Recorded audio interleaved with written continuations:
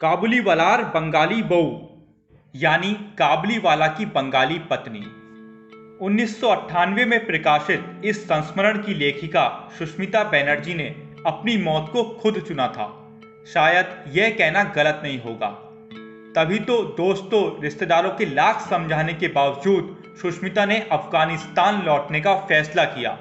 वो देश जहां से जान बचाकर भागने के लिए उन्हें 3 तालिबानियों की AK-47 से हत्या भी करनी पड़ी थी।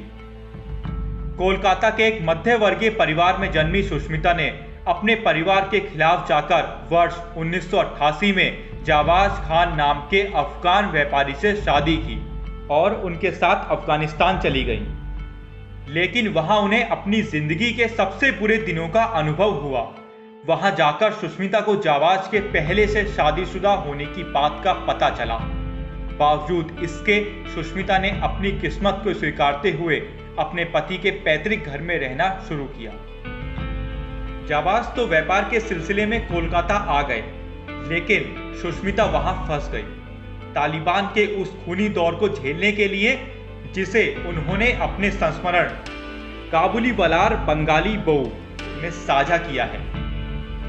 वहां साइदा कमाल नाम अपनाकर एक स्वास्थ्य कार्यकर्ता के रूप में काम करने वाली सुष्मिता ने महिलाओं की हक की बातें करना शुरू कर दी। इस कारण तालिबानियों के हाथों सुष्मिता की कई बार पिटाई भी हुई। 2 निष्फल प्रयासों के बाद और मौत का फतवा जारी होने के बावजूद सुष्मिता अगस्त 1995 में भारत पहुंचने में कामयाब हो गईं। इस प्रयास में उन्हें 3 तालिबानियों की हत्या भी करनी पड़ी।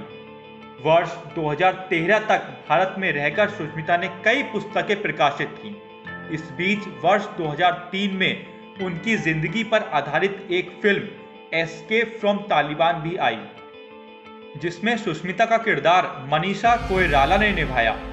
लेकिन फिर अचानक सुष्मिता के मन में ना जाने क्या ख्याल आया कि उन्होंने अफगानिस्तान लौटने का मन बना लिया और वहां जाकर एक स्वास्थ्य कार्यकर्ता के रूप में काम करना शुरू कर दिया।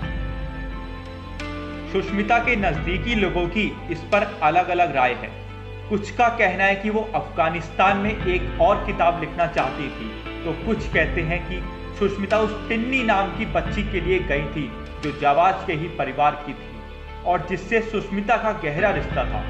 खैर, कारण जो भी हो, सुष्मिता को उनकी मौत ने ही अफगानिस्तान बुलाया था। 4 सितंबर 2013 को सुष्मिता की उनके पति के मौजूदगी में संदिग्ध तालिबानी आतंकवादियों ने हत्या कर दी।